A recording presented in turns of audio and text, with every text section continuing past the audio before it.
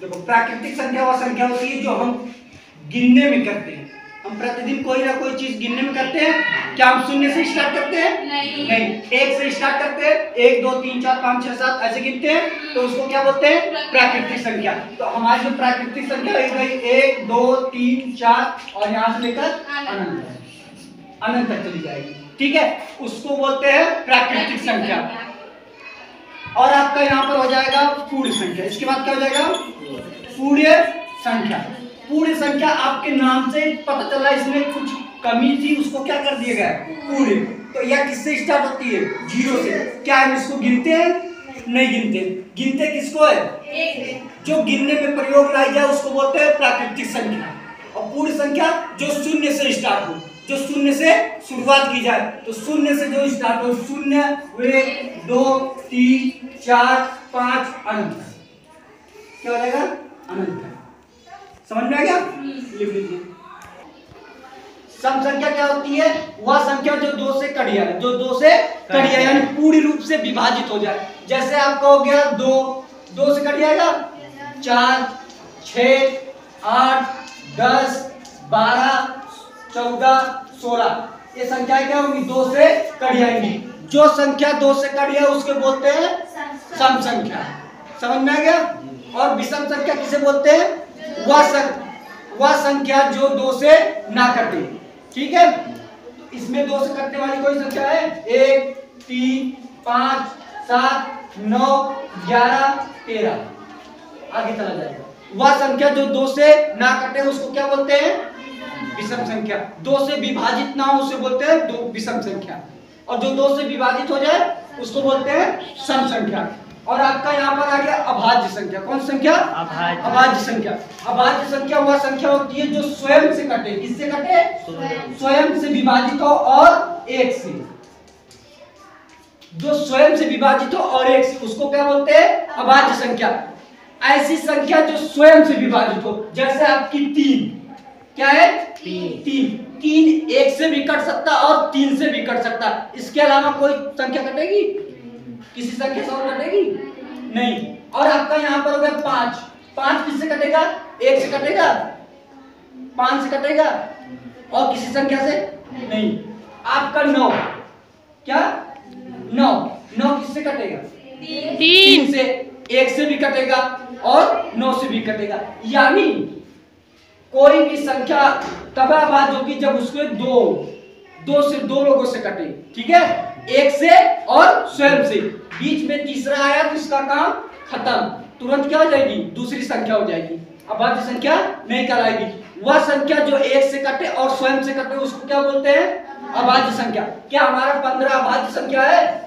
नहीं, क्योंकि 1 से भी कटेगा, 3 से भी कटेगा, 5 से भी कटेगा और 15 से, 4 संख्याओं से कट जा रहा है। लेकिन हमारा अभाज्य संख्या का रूल क्या कहता है कि खुद से कटे या खुद से कटे और चाहे 1 से कटे, उसको क्या बोलते हैं? अभाज्य संख्या। समझ में आ गया? इसकी परिभाषा सुनो। वह संख्या जो 1 से कटे और स्वयं से कटे उसको क्या बोलते हैं? अभाज्य संख्या। विषम संख्या वह संख्या जो 2 से विभाजित ना हो, विषम संख्या। वह संख्या जो 2 से विभाजित हो जाए उसको क्या बोलते हैं? सम संख्या। समझ में आ गया? इसका एग्जांपल क्या होगा? 1 लिख सकते हो, 3 5 7 9 नहीं होगा, 11 13 15 नहीं होगा, 17 19 21 नहीं होगा, आगे ऐसे चला जाएगा। समझ में आ गया? लिख लो। पढ़ते पूर्णांक संख्या के बारे में। पूर्णांक संख्या समझते क्या होता है? पूर्णांक संख्या जो होती है वो धनात्मक और ऋणात्मक संख्या को मिलाकर लिखी जाती है। धनात्मक और ऋणात्मक संख्या को मिलाकर लिखी जाती है, उसको बोलते हैं पूर्णांक संख्या। यानी धन और ऋण के रूप में लिखा जाए। तो धनात्मक और ऋणात्मक संख्याओं के रूप में लिखी जाने वाली संख्या को बोलते हैं पूर्णांक संख्या। पूर्णांक संख्या कितने प्रकार की होती है? 2। कितने प्रकार की? 2। पहला क्या होता है? धनात्मक पूर्णांक, दूसरा ऋणात्मक, तेज बोलो, ऋणात्मक पूर्णांक। ठीक है। जो धनात्मक पूर्णांक होता है वो धन के रूप में लिखा जाता है। +1 +2 +3 +4 +5। और जो ऋणात्मक होता है -1 -2 -3 -4 और -5 ऐसे आगे चला जाएगा। सर प्लस तो छिपा रहता है ना? प्लस, हाँ इसमें प्लस क्या होता है, छिपा रहता है। तो आप प्लस ऐसे लगा भी सकते हो, प्लस नहीं भी लगा सकते, चलेगा, ठीक है। प्लस इसमें छिपा भी रहता है, समझ में आ गया। आप क्वेश्चन पूछ सकते हो। और इसमें क्या है, एक प्लस वाला चला जाएगा और ये माइनस वाला। तो हम पूछते हैं कि -5 बड़ा है कि -7, इन दोनों में कौन बड़ा है? माइनस, क्योंकि ये माइनस में चला गया, यानी घाटे में चला गया, 7 तो घाटे में चला गया, और ये कितना घाटे में, 5। तो कम घाटा है, तो ये क्या आ गया, ज्यादा है। अब इसमें बताइए +5 बड़ा है कि +7?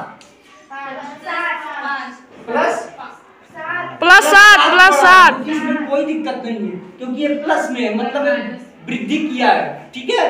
वृद्धि किया तो ए बड़ा है, और इसमें -5 बड़ा है, और इसमें -7 सॉरी +7 बड़ा है, ठीक है। इसमें -5 बड़ा है और इसमें +7 बड़ा है, क्योंकि जो प्लस का मतलब होता है हम वृद्धि कर रहे हैं, आगे क्या कर रहे हैं, वृद्धि। और माइनस का मतलब हो गया हम घाटे में जा रहे हैं, बहुत पीछे चले जा रहे हैं। आप अगर 7 गुना पीछे चले गए तो काफी ज्यादा पीछे चलेगा, इसका मतलब ए बड़ा है, ठीक है। आपको समझ में आ गया। आपका -32 बड़ा है कि -96 बड़ा है? -32 बड़ा है, क्योंकि ये -96 घाटे में गया है, इतना घाटे में चला गया, और ये इतना, तो एक कम घाटे में गया ना, एक क्या रहेगा, बड़ा। समझ में आ गया आप लोग को, लिख सकते हो आप।